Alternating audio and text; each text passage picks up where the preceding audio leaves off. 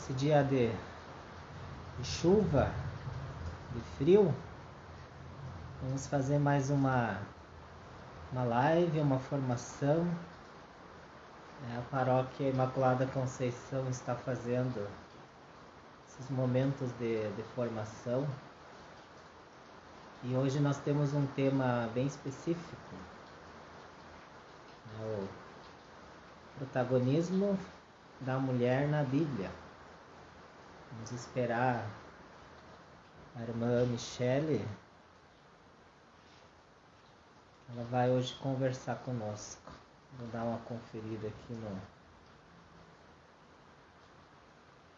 nossa... Vamos esperar a nossa participante.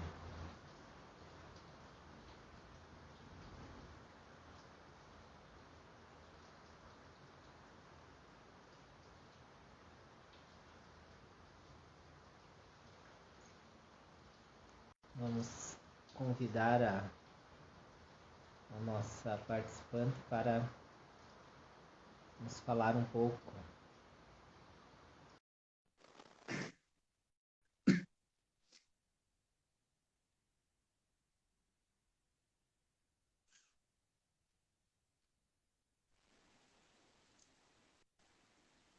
Boa noite, Boa noite, tudo bem? tudo bem? Tá muito frio aí em Caxias? Tá bem frio. Bem frio, tá chovendo também? Frio e chuva. Frio e chuva. Aqui também. Né? Hoje então vamos conversar, Sim. né? A tua voz tá um pouco baixa, não sei se é o áudio. Um pouco baixo, eu vou tentar aumentar. Tu me E escuta bem? sim, e agora Tá. tá me escutando? Sim. Um pouco baixo, tá bom? Nós estamos fazendo então uma maratona de live, né, irmã? Eu fiz, acho que a terceira que eu estou fazendo em uma semana. Nossa, é bastante, né? Você também andou fazendo umas lives aí por Caxias? Sim, eu tô acompanhando aqui o SAV da Diocese de Caxias, né? Então, toda Sim. quarta-feira a gente fez no mês de maio e junho, então sempre tinha bastante coisa. É. Eu vi que está marcado mais uma live sua sobre questão da mulher, agora com o Frei Orestes. Sim, na sexta-feira. É, legal. Aqui está chovendo, não sei se o barulho da chuva não vai nos atrapalhar um pouco, mas vamos conversando. Não, não dá pra ouvir barulho da chuva. É. Eu entrei um pouco atrasado, vou conferir aqui o nosso horário. O pessoal tá entrando, tá chegando. Depois eu vou publicar no Facebook, daí os que não conseguiram assistir hoje podem assistir depois no Facebook, que vai ficar lá por um tempo. Tá bom. Isso é bom, né? Porque nem todo mundo consegue. Ok. Quem sabe iniciamos então? Pode ser? Quem sabe tu se apresenta para nós aí? Qual que é teu nome? O que que você faz? Onde mora? Tá bom. Então, boa noite a todas e a todos que estão nos acompanhando. Eu sou a irmã Michele, irmã do Imaculado Coração de Maria, e estou morando em Caxias do Sul desde fevereiro. Então, aqui é uma comunidade pastoral de inserção e as irmãs trabalham com medicina alternativa. E também, assim, eu tenho, como eu já falei antes, eu tenho ajudado na pastoral vocacional no SAV aqui de Caxias. Ajudo também no vocacional ICM, que é da minha congregação. Atuo na SEBS, no coletivo Igreja em Saída das Pastorais Sociais, na Pastoral da Dignidade da Mulher, na assessoria estadual da Pastoral da Juventude. Acho que é isso. E também aqui na comunidade, né, na paróquia que eu estou, em assessorias também, e na pastoral do Pão Solidário. Bom, e gosta bastante desse tema, né? Do papel da mulher na igreja, na sociedade. Sim. Eu me identifico bastante, assim, mesmo na teologia, eu fiz 2 vezes a disciplina da teologia feminista. Foi colega do Cirineu, que está morando aqui na paróquia, né? Sim, foi meu colega na STF. Teve algumas cadeiras. Sim. Então vamos entrar um pouco nesse tema da mulher na Bíblia, né? Inclusive nós escolhemos esse tema porque na conversa que o Cirineu estava fazendo na formação, né, você perguntou para ele sobre a mulher em Paulo, e daí ele disse que nós teríamos um outro momento, né, para falar somente disso. Então eu conversei contigo e decidimos ampliar o tema para ser a mulher em toda a Bíblia, né, no Antigo, no Novo Testamento, um pouco também hoje, né, o papel da mulher hoje na igreja. Iniciamos então, irmã, a questão da mulher no Antigo Testamento. Às vezes a gente tem uma visão, né, que o Antigo Testamento não fala de mulher, que a mulher, né, não tem importância. O que você tem a nos contar sobre a mulher no Antigo Testamento? Então, assim, né, já para a gente já dar uma ideia para as pessoas, vai ser só um panorama geral, né? Porque não teria como nós aprofundarmos cada mulher bíblica, porque, embora não pareça, existem muitas mulheres bíblicas, né? Que às vezes as pessoas não têm conhecimento. Mas existem muitas mulheres bíblicas, né, que inspiram o protagonismo feminino. Mas aqui, dentro desse assunto, eu vou trazer só algumas para contextualizar esse protagonismo feminino que a gente pode fundamentar assim na Bíblia. Por mais assim que a gente saiba que toda a história, né, da salvação foi permeada pelo patriarcalismo e não se trouxe as mulheres, né, com o seu protagonismo nas entrelinhas, como a gente diz, né, é possível sim a gente ver o protagonismo das mulheres. Então, para iniciar a conversa, eu trago então essa questão que eu já falei, né? Olhando só os textos bíblicos que citam as mulheres, às vezes elas não têm muita relevância na história. Mas quando a gente olha nas entrelinhas, dá para perceber o quanto elas contribuíram na história da salvação. E por isso que o nome delas apareceu, mesmo num contexto patriarcal, onde a gente sabe que foram homens que escreveram a Bíblia, e no contexto em que as mulheres não tinham valor, não tinham voz, mesmo assim essas mulheres aparecem na Bíblia. Então, o primeiro exemplo que eu trago são das parteiras, em Êxodo. Então, Sefra e Fua, né, que às vezes em outras traduções aparecem com outro nome, foram as parteiras que, com sua astúcia, com a sua sororidade, né, que é essa entreajuda entre as mulheres, elas conseguiram que os meninos hebreus sobrevivessem. O faraó tinha decretado que matassem todos os meninos que nascessem, né, das hebreias, e elas então, com essa entreajuda, conseguiram que eles sobrevivessem. Não dá para dizer assim que elas burlaram o sistema, mas foi um trabalho que elas realizaram em favor da vida, para que os Essa é a meninos história de sobrevivessem. Moisés, né, irmã? Essa é a Isso, história de Moisés, né? Quando Moisés nasceu, o faraó quis matar todas as crianças e apareceu essas duas parteiras, então. e é interessante que, né, agora que o padre falou sobre Moisés, Moisés é que se destaca, né, como libertador do povo, mas se a gente olhar, teve todo um discipulado entre as mulheres para que ele pudesse sobreviver. Primeiro a mãe dele, né, a irmã que, né, que carregou ele, acompanhou, a filha do faraó, então todas essas mulheres que contribuíram para que Moisés sobrevivesse. E isso às vezes não é destacado na história. O centro sempre é Irmã, Moisés e essas mulheres não têm importância. E isso é que a esse senhora está olhar que a gente deve dizendo, trazer. isso que a senhora está dizendo é muito interessante, né? Porque nós sabemos que no Antigo Testamento tem o centro, o Êxodo, a saída do povo do Egito, Moisés, mas se não tivesse essas mulheres, Moisés não teria existido, né? As parteiras, a irmã dele, a mãe, a filha do faraó. Bem interessante. São aspectos que passam despercebidos na história, né? Quando ela é centrada em Moisés e todo o trabalho, né, que teve toda essa luta em favor da vida, que foi o protagonismo das mulheres, ele fica de lado, né? E é importante a gente trazer esses aspectos. Não só assim para dizer, tem que valorizar o papel das mulheres ou como uma luta feminista, mas para que todos tenham o seu papel reconhecido na história da salvação. E as mulheres tiveram esse papel importante. Então, quando você fala das entrelinhas, você quer dizer que na Bíblia fala bastante do homem e nas entrelinhas tem o trabalho da mulher, só que não aparece, seria isso? Isso.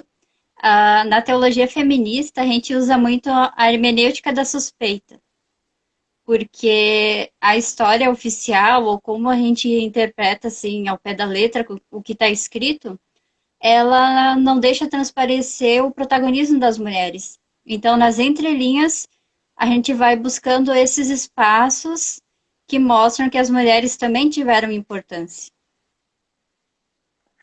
Muito interessante. Então, seguindo assim a próxima mulher, porque a gente não vai poder aprofundar muito, né? Tem que ir meio rápido. Eu destaco a Ruth, uma mulher assim de grande importância na história da salvação e que muitas vezes as pessoas lêem, né, esse livro de Ruth, ele é uma novela, né? Mas como se fosse um romance, só algo assim. Que a Ruth se apaixonou pelo Boaz e eles viveram felizes para sempre. Só que não é isso, né? E parece que Boaz é um herói, né? Que encontrou ela. E tem um contexto por trás muito forte da luta dessas mulheres, né? Que é Ruth e Noemi. A Ruth, ela, né? Eu não vou trazer toda a história, senão vai ficar muito grande. Mas as duas ficaram viúvas e sem filhos. Para a sociedade da época, isso era o fim de uma mulher, porque ela não teria direito a nada do que era seu, dos seus bens, de sua casa. Ela perdia todos os seus direitos. Então, Ruth, como uma mulher viúva, sem filhos, estrangeira, ela não tinha valor nenhum para a sociedade. E ainda o que é importante ressaltar é a sororidade entre ela e Noemi, porque ela não abandonou a sogra, né? A Noemi, ela era sogra de Ruth. E as duas, então, foram para um país estrangeiro, né, que era o país de Noemi, em busca dos direitos delas. Porque senão elas tinham só dois caminhos. Ou mendigar, porque elas não tinham mais direitos sobre a terra delas, ou então se prostituir. Porque uma mulher, ela pertencia primeiro ao pai e depois ao marido. E se ficasse viúva, o filho administrava. Como elas não tinham filhos, então elas não tinham ninguém por elas. E elas então decidem ir atrás dos direitos delas. O direito ao alimento, à terra e à descendência, que a gente pode destacar. E elas Então vão então para esse. A sogra ajudou a nora, então. Sim. Ali Talvez a ela gente se traz, colocou no né? lugar, né? Se colocou no lugar da outra mulher que sabia que sem marido ia sofrer. Seria Tem isso? essa entreajuda, né, entre as duas que é um destaque importante na história, né? E o quanto permeia toda a história da salvação, essa ajuda entre as mulheres, que é algo muito forte e que faz as coisas serem diferentes. E então, né, nessa luta, elas vão até Boz, né, que era a pessoa que poderia, como a gente pode dizer assim, resgatar, né, o direito delas, porque era um parente. E tem uma questão assim da Bíblia que, no caso, um parente poderia casar para que a mulher tivesse os seus direitos de novo, assim, que nem terra, a casa, né? Então, elas vão, né, atrás desse direito com muito empoderamento e luta. Elas, né, têm um planejamento, ousadia. E Ruth, sim, se aproxima de Boaz. E ele também, né, acaba gostando dela. E os dois, então... tem outros detalhes na história, né, que ele vai ver primeiro um outro descendente, assim, que um parente mais próximo que teria direito primeiro, mas então ele consegue o direito de casar com Ruth e ela readquire todos os direitos que ela tinha de casa, da terra e tudo. Mas parece que isso é o que sempre se destaca na história. E não toda essa luta que existe entre essas duas mulheres, né? Que elas enfrentam todas essas adversidades e tudo o que poderia ser empecilho para que elas não fossem atrás dos seus direitos, mas mesmo assim elas vão lá e conseguem. Então, Boaz é o cunhado e casou com a Ruth porque o marido dela, o irmão dele, tinha morrido. Por intercessão da sogra, Noemi, né? Que sentiu E compaixão da nora, porque sabia que a mulher sem marido naquela época é uma pessoa oprimida. Seria isso? é interessante, né?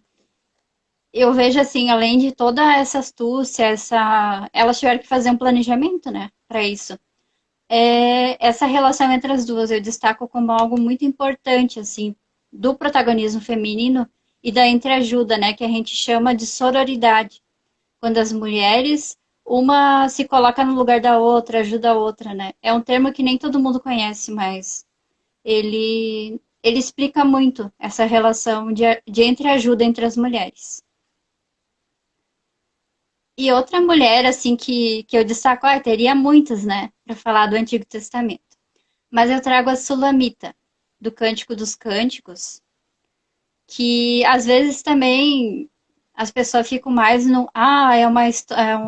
Uma poesia romântica, um amor entre a mulher e um homem, ou então diz que é o amor de Deus com a igreja, então tem várias interpretações assim. Mas o primeiro ponto que eu destaco, assim, importante da Sulamita é que ela tem nome, porque muitas mulheres na Bíblia não têm nome. E no Cântico dos Cânticos, quem tem o nome é a mulher, a Sulamita. O amado, que é o homem, não aparece o nome dele. Já é um ponto bem importante para a gente ver do protagonismo que ela tinha nesse contexto, né? A gente pode chamar de uma poesia, né?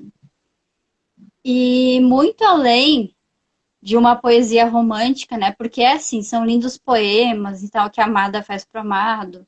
E é esse amor entre Deus e a humanidade, sim. Mas Deus no papel feminino. Então, isso é algo muito ousado, muito novo. E que para muitas pessoas isso pode ser até um escândalo. Porque Deus sempre parece tem que ser numa imagem masculina. Mas ali Deus se revela como uma imagem feminina. Esse amor de Deus pela humanidade. Porque a E mulher também cuida, né, do amado, né? Ela que vai em busca, ela traz a paz e cuida do amado, né? Quando eu estudei o Cântico dos Cânticos, também o professor disse que é uma mulher negra, né? é, Ela diz, eu sou morena e formosa, né? A luta das mulheres negras também, que sentem muita são muitos dificuldade. aspectos assim muito relevantes, né, para a gente destacar. E também essa questão da igualdade de gênero, porque ali tem uma questão que uma hora o amado faz o poema, outra hora é a amada, então ele busca trazer essa igualdade, né? Que não só o homem tem a vez de falar, mas a mulher também. E isso, para um texto do Antigo Testamento, é algo revolucionário, assim, né? Se vai interpretar ao pé da letra tudo que está escrito na Bíblia, parece que é um livro fora de contexto. Mas ele é muito significativo. E ao mesmo tempo, assim, a Sulamita é uma mulher forte, ela enfrenta tudo, né? Tem coragem, tem amor e, e é sim uma representação de um Deus feminino, que muitas vezes as pessoas não conseguem fazer essa experiência, né? Tá E escutando a chuva? Não sei se vai atrapalhar, tá escutando a chuva? não, só aqui a Não. chuva. Ah, tá, então tá bom. E eu acho assim bem interessante, sabe, ver nessa perspectiva. Claro que tu pode ler também como um romance e tal, ele é bonito, né, como uma poesia. Mas ter esse olhar diferente, né, rezar esses cânticos, como o olhar do amor de Deus feminino. É muito interessante essa experiência. E às vezes as pessoas não se permitem fazer. É um livro que as pessoas não conhecem muito, né? Eu não lembro se tem na liturgia, não cheguei a prestar atenção se esse livro Aparece aparece só na em uma liturgia. liturgia. Porque para muitas pessoas é um escândalo, né? E até eu já vi falar que teve mais antigamente, assim, que eles até arrancavam às vezes essas páginas da Bíblia porque viam como algo erótico, sabe?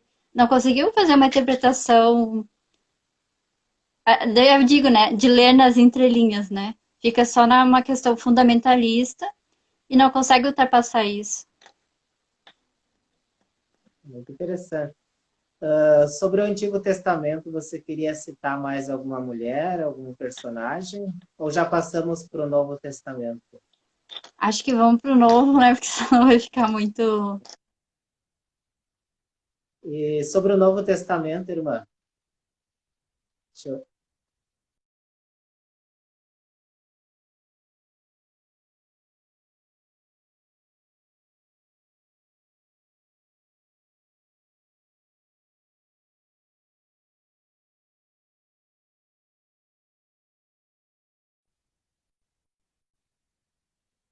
Coisas a gente já tem na cabeça.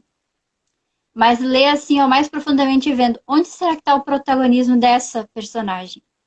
É uma experiência bem interessante que eu convido a quem está assistindo fazer, vendo nessa nova perspectiva. Sim. Aqui deu uma travada aqui, mas pode continuar, irmã. Tá Tá, bom, acho que da chuva a internet também é instável, mas agora eu coloquei os dados móveis. tá. É, aqui também nós estamos com problema de internet, mas tá indo, ainda bem. Mas assim, então agora para eu vou passar mais para o Novo Novo Testamento Testamento, agora. né, para a gente poder explorar também. Não que com isso a gente trouxe todo o Antigo Testamento, né? Mas essas mulheres ilustram esse protagonismo que diversas outras personagens também trazem. Mas eu optei por elas assim só para mostrar como é possível a gente ter uma nova interpretação bíblica, uma nova hermenêutica, um novo jeito de ver com o olhar feminino. E mesmo os homens podem fazer isso, não é uma coisa que só as mulheres podem fazer. Porque é interessante a gente ler a Bíblia com outros olhos também, às vezes. Não só aquilo que a gente está acostumado a ler e interpretar que passa sempre na vida e às vezes pode ter um outro sentido. Eu acredito que é difícil de nós lermos a Bíblia na ótica, na ótica da mulher, porque, em primeiro lugar, foi o homem que escreveu, né? Claro, inspirado por Deus, mas tem, como se diz no estudo bíblico, o escritor bíblico escreveu com linguagem humana algo que era divino, mas era um homem, né? Com cabeça de homem. E também quando nós, né, homens lemos, também nós lemos com cabeça de homem, mas às vezes uma mulher, né, lendo a Bíblia, ela tem uma outra interpretação, porque ela olha outros detalhes que às vezes para o homem passa, né, despercebido. E no Novo Testamento, então, tem essa relação de Jesus com as mulheres. O que você poderia nos dizer dessa relação que Jesus tinha com as mulheres da sua época? Eu digo assim que Jesus era muito revolucionário, porque ele conseguia criar assim um discipulado de iguais que ainda hoje a gente não consegue trazer para a igreja e para a vivência da sociedade. Ele não se colocava como um homem da sua época, que tinha toda uma estrutura patriarcal que para eles a mulher não tinha valor, então tratar uma mulher com indiferença ou ela não ter voz era algo normal. Jesus foi uma pessoa diferente do seu tempo. Ele olhava as mulheres, né, os excluídos, como as pessoas preferidas. E ele queria que as pessoas tivessem vida em abundância, liberdade de expressão, que elas fossem, né, livres para falar, para viver. E com isso, muitas mulheres conseguiram ter o seu lugar, o seu protagonismo, porque Jesus ele queria um discipulado de iguais. Ele não quis ser como o homem de sua época que desprezava as mulheres, que as mulheres não precisavam falar, não tinham voz, não tinha valor nenhum. Então, se a mulher falava ou não falava, não tinha importância. Mas para E tem Jesus, uma, não. e tem uma mulher bem importante no Novo Testamento, que é Maria, né? Não sei se você ia Sim. falar um pouco dela, quer falar um pouco dela? Maria, eu acho que é uma das mulheres que é mais mal compreendidas na Bíblia. Porque muitas pessoas têm a visão, né, da Maria do altar, de cabeça baixa, a Maria do sim. E Maria não foi assim. Foi uma construção, né, que se passou de geração em geração e que agora a gente tem que tentar desconstruir essa imagem para buscar a Maria de Nazaré, né? Que foi a mãe de Jesus mesmo. E como é que ela Então, era? eu digo assim, né? Eu lembro da minha professora, a irmã Raquel, que ela dizia: eu prefiro a Maria do não, É, porque, sabe, quando a gente lê o texto da Anunciação, o que fica assim para a maioria das pessoas é Maria do sim, eis a escrava do Senhor. E parece que é isso, Maria fechou a boca. Se tu vai ler fundamentalista, assim, os evangelhos, é isso que aparece. Como se Maria deu o seu sim e ela não, depois não falou mais nada. Ela só seguiu Jesus no anonimato, silenciosamente, e não teve nenhuma atuação mais, sabe, como mulher. E isso não é verdade, porque Maria viveu como uma mulher do seu tempo. Claro que ela, né, quis fazer parte desse projeto de Deus. Ela disse o seu sim e ela realizou a vontade de Deus, mas não como uma mulher submissa. Ela foi uma mulher que lutou, que foi discípula, que, que fez a história da humanidade, o projeto de Deus com o seu sim. Ela questionou como isso vai acontecer. Então, essa parte sempre fica de lado. É sempre ressaltado como a Maria do silêncio que guardava no coração, como se Maria não tivesse ação. E se a Os gente olha assim, biblistas, os biblistas dizem que ela tinha de 14 a 16 anos, né, quando ela ficou mãe de Jesus Cristo. E também ela, de uma certa forma, era uma mãe solteira, porque o filho não era do José. Ela poderia ter sim, sido apedrejada. Ela teve muita coragem, né, para enfrentar a sociedade da sua época. sim, né, é uma jovem mãe solteira que, que né, no caso, né, ficou com José, né, ele assumiu ela, mas ela anulou seus planos com ousadia, mas para aderir à vontade de Deus, né? Foi algo que ela teve muita coragem e, ao mesmo tempo, o protagonismo, ela não foi uma pessoa submissa. Ela teve que ser muito à frente do seu tempo para enfrentar tudo isso. E daí, se a gente olha logo em seguida, né? Uma mulher que é submissa, ela não sai às pressas e vai ao encontro de outra mulher para partilhar essa história, né? Assim como ela fez com Isabel.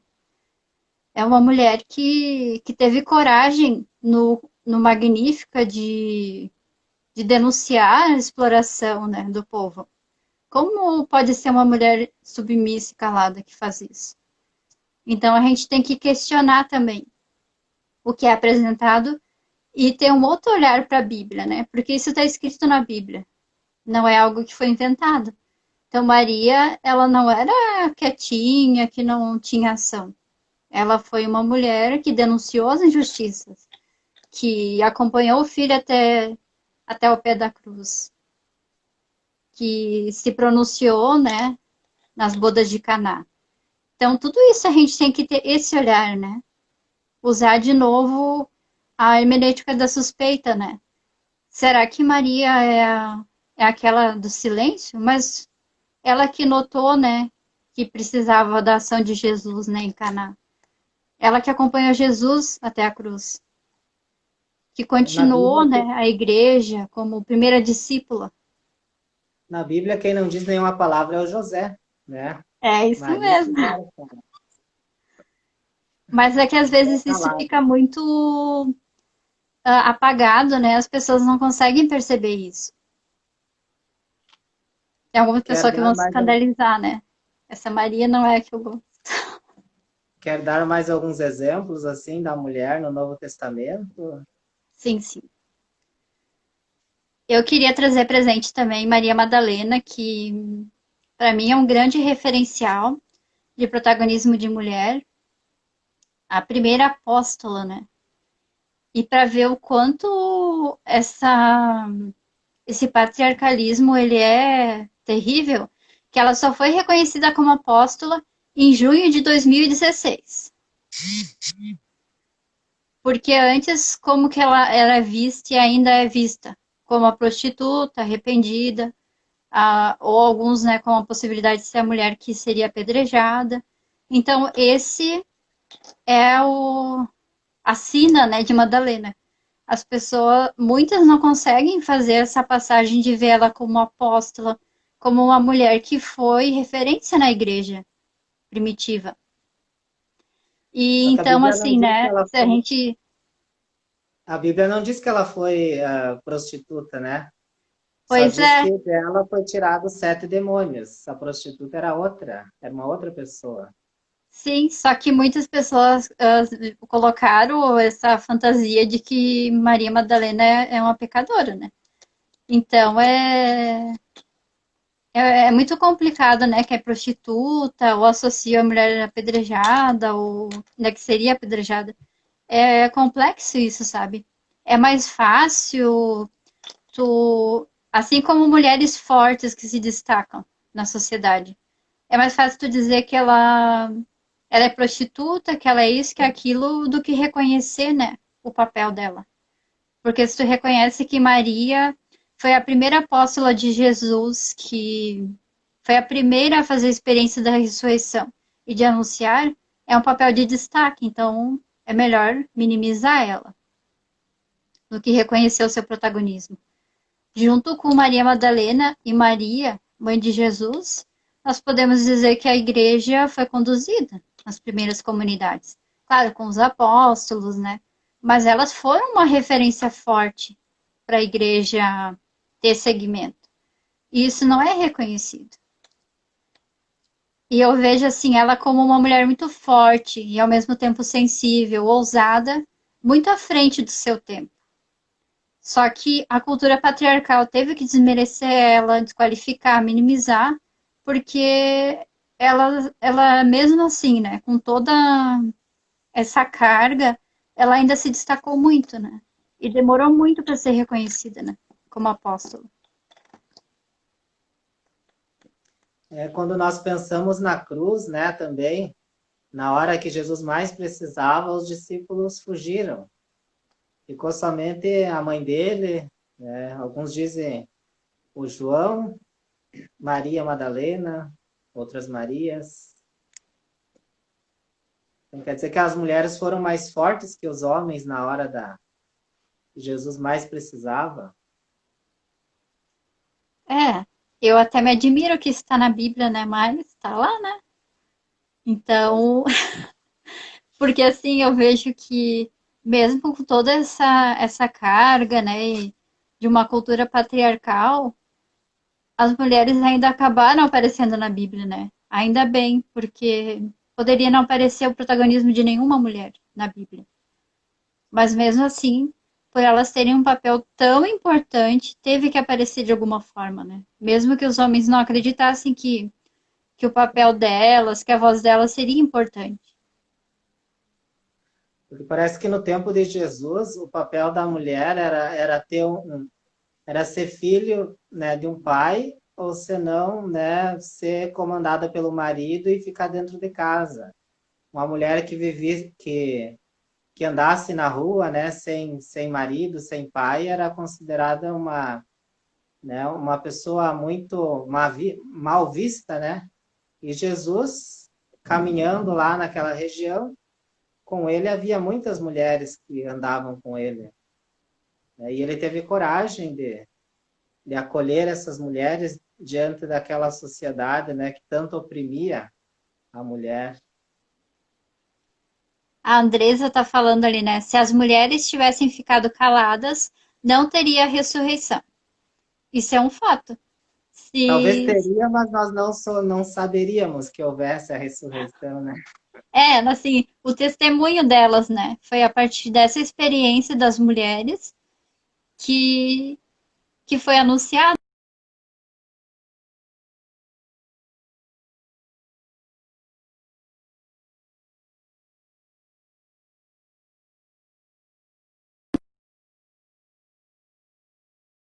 Daí que a gente vê o quanto, por mais assim que foi colocado, sempre tem que ter o homem para validar, né? Porque senão não é a mesma coisa. Quer falar mais um pouco da mulher no Novo Testamento? Quem sabe em Paulo, alguma coisa assim? Isso. Sobre Paulo, né? Aquele dia eu até perguntei, né, quando o Cirineu estava falando, no sentido assim, que eu gosto muito de Paulo e eu vejo que ele foi, assim, uma pessoa fundamental para a história do cristianismo, porque ele tinha uma mentalidade mais aberta, né? De anunciar a todos os povos, de realmente, sabe, abrir a igreja. Só que muitas vezes os escritos atribuídos a Paulo são muito mal interpretados e nem são palavras de Paulo. Por exemplo, quando fala para as mulheres usarem véu, né, em 1 Coríntios 11. Paulo, ele evangelizou, né, os povos fora do judaísmo também. E as pessoas que se convertiam ao cristianismo eram de todo tipo. E acontecia de algumas mulheres serem prostitutas. E segundo assim o que se conhece dessa época, as prostitutas elas raspavam a cabeça para se diferenciar das outras mulheres. Então, quando Paulo, né, que é atribuído a Paulo, ele diz para as mulheres usar véu, é no sentido de não causar escândalo, né? Porque como elas eram prostitutas, então elas tinham a cabeça raspada. Ia gerar muita polêmica, né? Essa questão moralista, que até hoje é muito forte. Então, por isso que Paulo recomenda que as mulheres usem véu, por exemplo. A gente olha assim, ai, que machista, para que isso? Mas era uma questão de prudência, de organização da comunidade. Então, assim como muitas outras falas, né, que diz para as mulheres não falarem, outras coisas assim, que tem que ser interpretadas na época. Porque hoje mesmo a gente vê que em muitas situações as pessoas preferem que alguém que não está dentro dos padrões se cale ou não se manifeste por uma questão de moralismo, porque a igreja ainda tem medo de enfrentar muitos preconceitos. Então, quem tem que se sentir melhor é quem está dentro do tradicional. E Paulo, então, numa questão de prudência, usa então dessas falas. Mas, ao mesmo tempo, a gente vê em outras partes que ele diz: não há mais judeu ou grego, homem ou mulher. Porque ele queria que houvesse essa igualdade. Mas as pessoas acabam, quando querem fundamentar o machismo, a questão patriarcal, elas pegam uma fala, um contexto assim, solto, para justificar que as mulheres não têm que falar, que tem que usar véu, que isso, que aquilo. E acaba muita gente tendo raiva de Paulo, que acha ele machista, isso, aquilo. Mas a gente tem que aprender também a ver o contexto da época, por que que está escrito isso. E daí, nesse caso, eu defendo Paulo. A gente não pode também ser fundamentalista e dizer, ah, ele é machista, para que escreveu isso? Para ver o contexto. Ele tem umas atitudes também de dar liderança para as mulheres, né? Por exemplo, quando ele Sim, chegou na cidade de Filipos, ele encontrou Lídia, lá à beira do rio, talvez estava lavando roupa com outras mulheres, e ali ele fundou uma comunidade. provavelmente Lídia era líder daquela comunidade. Também nós temos a Priscila e o Áquila, né, que muitas vezes quando Paulo fala né, de Priscila e Áquila, ele fala primeiro a mulher e depois o homem, né?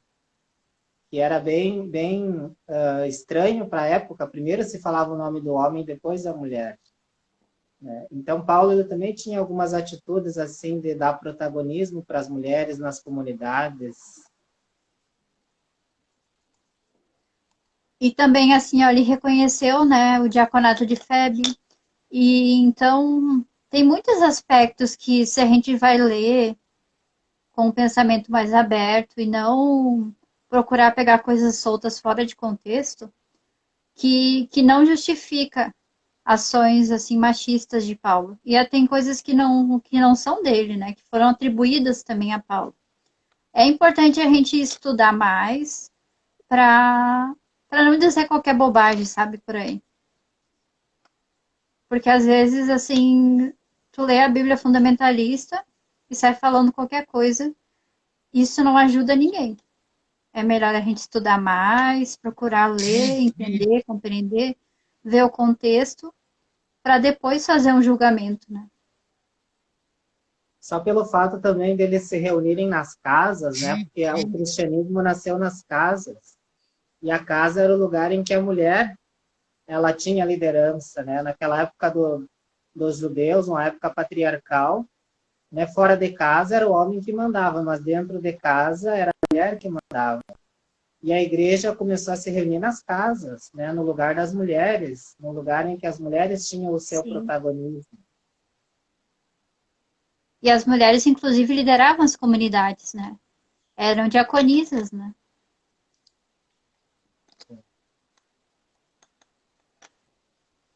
Sobre o Novo Testamento, irmã, mais alguma questão assim do...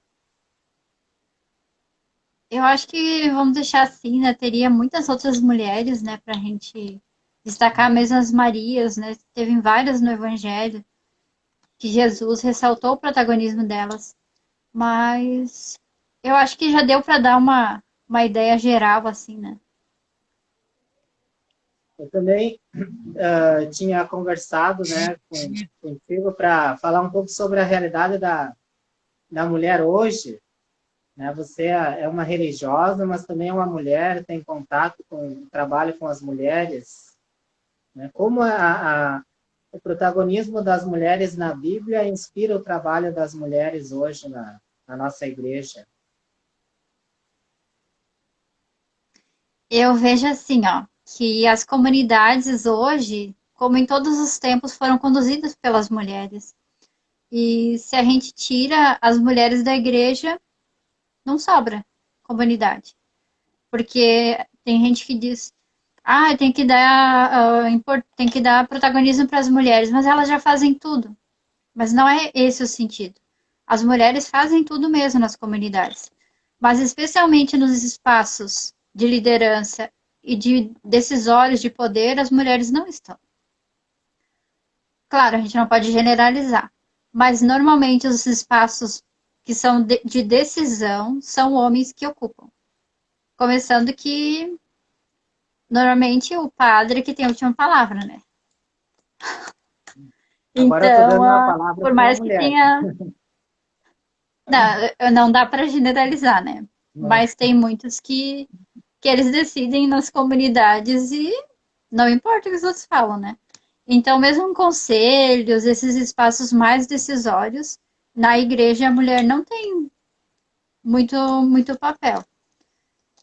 E eu vejo assim que, infelizmente, a igreja é um dos espaços mais patriarcal que a igreja católica principalmente, né? Porque outras igrejas ainda têm um pouco mais de abertura, mas ainda é um espaço que a gente precisa evoluir muito. Porque como sociedade a gente já andou muito mais, as mulheres já têm um papel de importância, ocupam lugares, né, decisórios, mas na igreja ainda isso está muito devagar. E não digo só pela questão da ordenação, né, porque eu sempre digo, para nós é negado um sacramento, a gente não tem direito ao sacramento da ordem, né? Então, Aí já começa a desigualdade, né? A igreja Mas fundamenta que os apóstolos eram 12, né? E eram homens, por isso que eles não ordenam as mulheres. O que você tem a é, dizer disso? Assim? eu tenho a dizer que a gente cai no fundamentalismo de novo, né? Porque a gente sabe que Jesus ele não andava só com 12 apóstolos, né? Que tinham mulheres, que tinham crianças, que tinham. O grupo de Jesus era muito maior. Só que, como foi uma interpretação masculina, né? Preferiu-se optar por um grupo de 12 homens, né? Até Como você chamou a continuadores. Maria Madalena de apóstola, né? Você chamou a Maria Madalena de apóstola.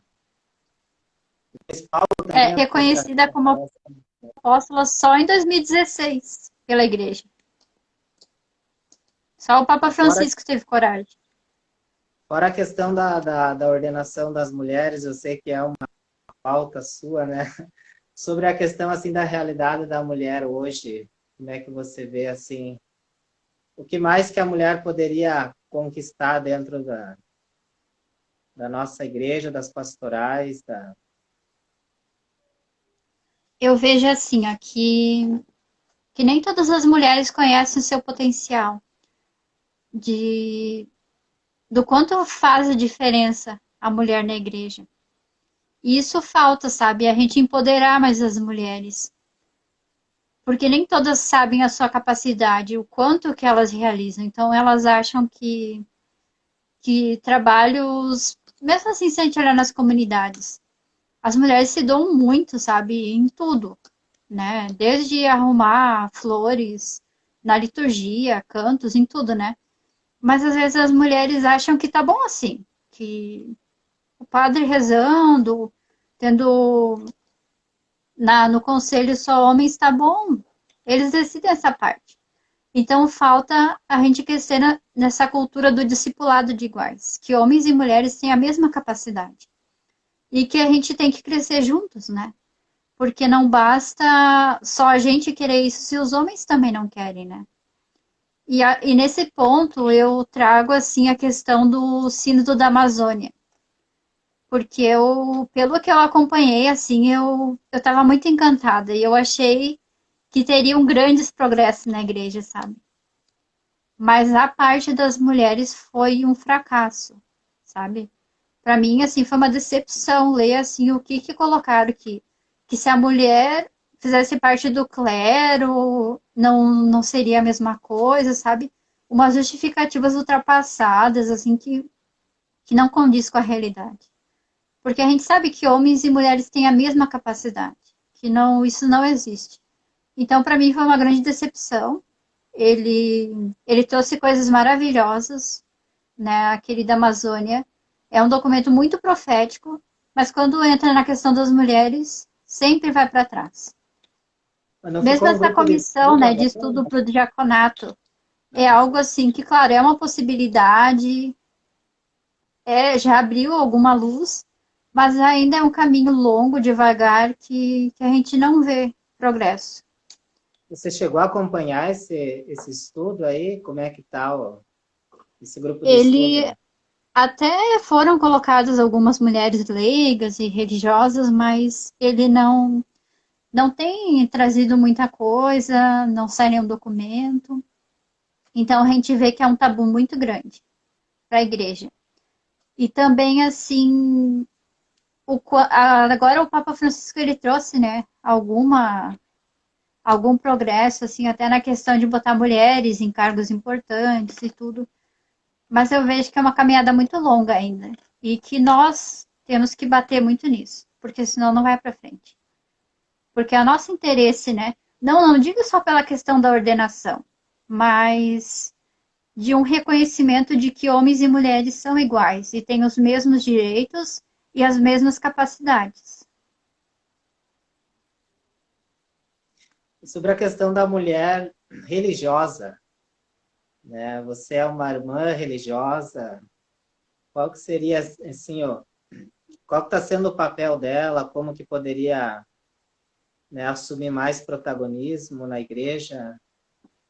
Porque tem mulheres que são teólogas, né? eu tive professoras mulheres, né? Tive aula com mulheres. Tem uma teóloga muito famosa no Brasil, a Bingemer, né? Que nós estudamos. Como é que você vê assim o papel da mulher religiosa? Eu vejo assim que muitas religiosas elas movimentam essa questão, né, de valorizar as mulheres e ajudarem, né, as mulheres a se empoderarem, a se reconhecerem como capacitadas, a ajudarem na formação delas. As religiosas têm esse papel bem importante. Mas tem algumas também que não ajudam nesse processo, que ainda tem uma cabeça muito machista, patriarcal, que acham que o lugar da mulher é só servir, que não tem capacidade, como os homens. Então eu vejo assim que mesmo na vida religiosa tem que se crescer muito na mentalidade, na formação, de nós também nos capacitarmos. Porque a mulher, como teóloga, ainda é muito discriminada. Para te ser reconhecida como uma teóloga de nome, tu tem que ter pós-doutorado, tem que ter escrito livro, tem que. Enquanto o homem, às vezes, tem uma graduação e já tem nome. Então há muita desigualdade, sabe, nesse sentido. E as próprias mulheres, às vezes, não valorizam umas outras. Mas eu vejo um movimento bonito das mulheres religiosas, uma grande maioria que luta sim e que ajuda as mulheres, mesmo aquelas que se acham muito pequenas, inferiores, a crescerem, a verem o seu potencial, formando, incentivando, sabe? E eu acho que é esse o nosso papel. Ajudar as mulheres e os homens também a se transformarem. Nós tivemos aqui na paróquia, aqui em Cruz Alta, da Conceição, a Adelaide, que veio aqui trabalhar do CEBI, né, sobre a ótica da mulher na Ah, Bíblia. sim, Adelaide. Tinha bastante mulheres aqui na formação e gostaram bastante. Assim, para nós irmos terminando, como é que você daria assim umas orientações para a mulher conseguir ler a Bíblia numa ótica da mulher, né? Tentando não olhar tanto para o texto que ele é um pouco escrito por homens. O que você diria assim para a mulher perceber o texto bíblico a partir da visão da mulher? Eu digo assim, para a gente continuar aproveitando as brechas, porque às vezes a gente só consegue entrar num lugar e transformar a realidade com as brechas, que são os espaços que sobram, porque nem sempre a gente tem o espaço para entrar e tentar ajudar. Então, são as brechas mesmo. E, sabe, continuar construindo novos caminhos para esse discipulado de iguais. Conversa, rodas de conversa, formações, sabe? É importante a gente se preparar. Também assim nós precisamos empoderar as mulheres, porque muitas mulheres não se sentem capazes. E eu vejo assim que às vezes a gente se sente insegura assim, porque o homem sempre teve o lugar de destaque, teve o espaço para ele, e a gente sempre tem que conquistar esse espaço. Então, às vezes isso nos dá insegurança sim, mas a gente tem que se empoderar como mulheres na igreja, na sociedade e lutar juntas. E a exemplo dessas mulheres bíblicas, nós temos que lutar, ser sororais entre nós, sabe? Essa entreajuda, a escuta, o incentivar a outra. E usar o nosso instinto também para garantir o nosso espaço. Às vezes a gente tem que ser ousada assim. Dizer, não, esse espaço é meu sim. Porque se a gente esperar para que os homens dêem o lugar para nós, isso nunca vai acontecer. E por outro lado, eu vejo a importância da gente fomentar esse empoderamento feminino, sim, e construir novas masculinidades. Porque não adianta só as mulheres verem seu lugar se os homens também não mudarem a sua mentalidade. Isso é um processo muito importante e que pode ser construído nas nossas comunidades e, inclusive, com os homens. Porque se eles não pensarem diferente, a gente também não vai ter espaço para construir esse discipulado de iguais. E assim a gente tem possibilidade de construir uma nova igreja, uma nova sociedade, que é possível. E eu vejo que as novas gerações, elas já estão vindo com isso mais forte, assim, sabe? Esse reconhecimento de que homens e mulheres têm a mesma capacidade. Então, nós já estamos chegando aqui no nosso horário. Já vou agradecendo, então, obrigado, irmã Michele, pela tua fala, né?